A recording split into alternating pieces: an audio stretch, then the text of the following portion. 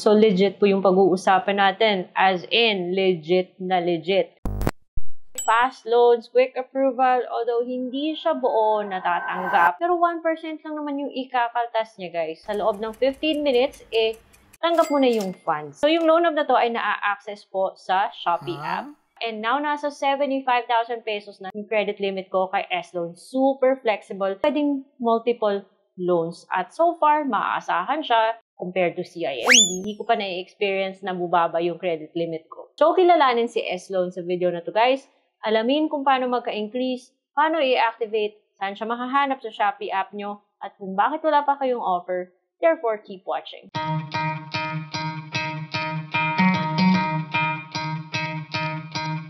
Today, excited ako kasi yung pag-uusapan nating loan app is legit. Offer po kasi siya within the Shopee app dun sa finance. Iba po siya sa S-Pay Later kasi si S-Loan po is quote-unquote cash loan, fast loans, quick approval, at kung mabait ka dito, inaalagaan mo siya. Increase na naman, guys, November. Di ba, may ibang loan apps na kung hindi mo inuubos yung credit limit mo, bumababa. Nagpaparinig po ako kay CIMB. So, ito naman si Shopee. Kahit na hindi ko sinagad yung aking credit limit, may increase pa rin. Basta, nagbabayad ka lang on time. Otherwise, mag-freeze yung account mo. So, from 60-something, naging 75,000 na po yung credit limit ko sa kay Shopee. Minimum mong pwedeng kunin or i-withdraw is 2,500. Yung pinakamababa. For as long as may credit limit ka, pwedeng multiple loans, guys. Basta minimum 2,500 lang. And pakita ko sa inyo mamaya more about it. Makikita po tong si S-Loan within the Shopee app and dapat po activated yung Shopee wallet mo, verified yung Shopee account mo kasi pag naglo-loan ka, dun po siya mapupunta sa Shopee wallet mo bago mo siya i-send sa kung sa GCash man, Maya man, bank account man. So, pwedeng e-wallet, pwedeng bank, pero initially, dun po siya mapupunta sa S-Pay wallet mo. Simple lang yung susundin mong rules para magkaroon ka ng increase sa S-Loan mo. And that is to make repayments on time and to frequently use it. Kasi there's still that possibility na baka bumaba siya kung hindi siya nagagamit. But so far, kahit na hindi ko sinasagad yung credit limit ko, wala pa naman ako na-experience na bumaba siya. So, for me, between CIMB and S-Loan, mas maaasahan po si S-Loan. Basta wag kang palit. S-Loan is provided by C Money Credit.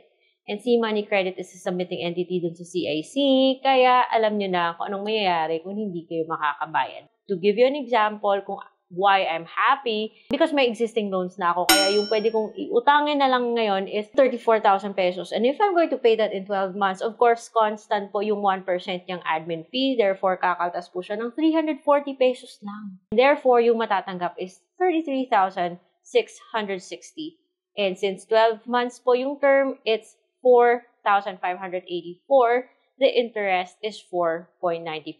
I've heard that some users have interest rates that are lower than this one. Yung interest na i-assign po ni S-Loan sa'yo will depend on your credit assessment. That's why, guys, mahalaga po yung credit history and also your relationship with Shopee. But may iba kasi nagrereklamo, grabe na yung gamit nila sa Shopee, so wala pa ring offer kay S-Loan. Again, guys, this financing product or this lending product has access to our credit history. So baka may something sa credit history mo, that is why wala ka pang offer. But just keep using your Shopee app kasi malay mo, di ba, magka-offer ka. Kasi the moment may offer ka, iti-text ka naman ni Shopee or i-email or sa app mismo, makikita mo kung may offer ka or wala.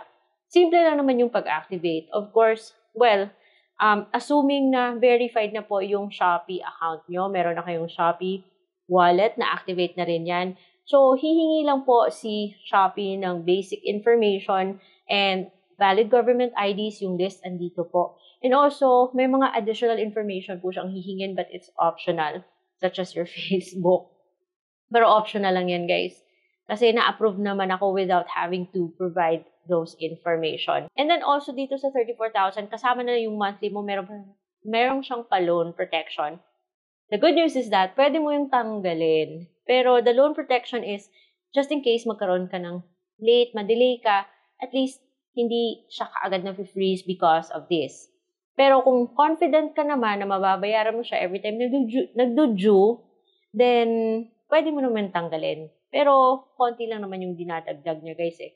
Anyway, so yun yung 34,000 and kung gusto mo naman siyang bayaran in, say, for example, 3 months, para kaagad na maging available ulit yung credit limit mo, yung 3 months na yan is 30,000 po per month. So, kung iisipin, okay, mataas na rin yung 4.95, but it's way better than other loan platforms na tag 15% per month. This one is installment. So, mas magaan if mahaba yung term, but remember, yung interest ay medyo tumataas din. Pero nasa inyo yan, depende yan sa budget nyo at kung paano nyo i-handle yung ganitong klaseng responsibility. Of course, hindi mo naman kailangan kunin lahat. Between 2,500 and whatever is available. Just in case kailangan ka ng funds, pwede ka namang umulit dito kasi multiple loans is pwede. So, ayun guys, please check your Shopee app kasi baka meron na kayong offer. But, of course, kung first time nyo yun i-activate, expect kayo na magsisimula kayo sa mababang amount. Like, ako, nagsimula ako sa 10,000 pesos, inalagaan ko siya, and ngayon it's 75. Yung pinaka-maximum na pwede niyang i-offer is 100,000 pesos, and I'm not sure when I'm gonna get there, kasi depende pa rin yan sa credit assessment niya kung kailan magkakaroon ng increase.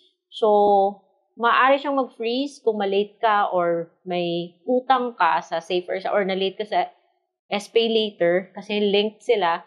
So, take care of both if you have both. And also other loan platforms that are related sa ganitong financing product. So, yun lang share ko about Shopee, guys. I just want to encourage everyone na alagaan nyo po yung credit history nyo para magkaroon kayo ng loan offers like this one. Kasi, for me, S-Loan is legit. Much better po siya sa mga loan apps na 15% per month. And hulugan, and may flexibility ka kung paano gamitin. So, I hope meron kayo natutunan sa video na to. And kung may mga loan apps kayong gustong pasilip, let me know in the comment section below. I also suggest you check out Legit Loan Apps kong playlist. Ayan po. Kasi yan po yung playlist ng mga loan apps na I have confidence. But then again, yung vlogs ko is based on my personal experience. And I just hope na meron kayong natututunan. So, thank you so much for watching today's video. I'll see you on my next vlog. Bye!